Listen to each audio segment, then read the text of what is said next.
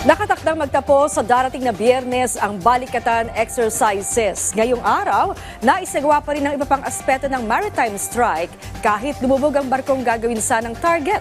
Bago pa man ang pagsasanay. Yan ang ulat ni Patrick De Jesus.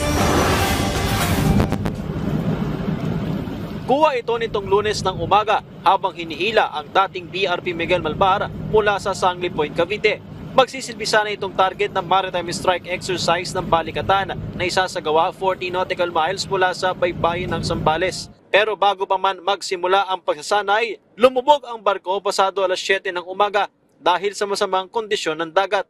Sabi ng Philippine Navy, wala namang tauhan nila ang nasaktan. She met all the criteria for her to be selected as a designated target.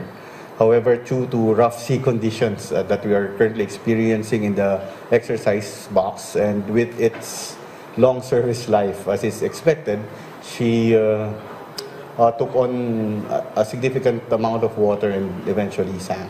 Nagsagawa rin ng environmental cleaning sa barko bago pa man ang isasagawa sanang pagsasanay kung saan tinanggal ang natitirang langis at iba pang contaminants na maaaring makasira sa marine environment. Sa kabila nito, tuloy ang simulated live fire ng Mars Strike sa pagitan ng mga tropang Pilipino at Amerikano.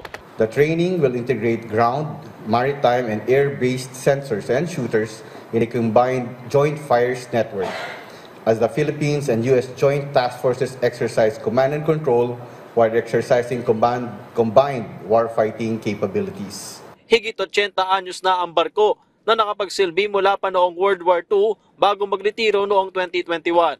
Noong nakaraang taon, tinarget sa Mars Strike ng balikatan ang made in China na barko, ang BRP Lake Caliraya.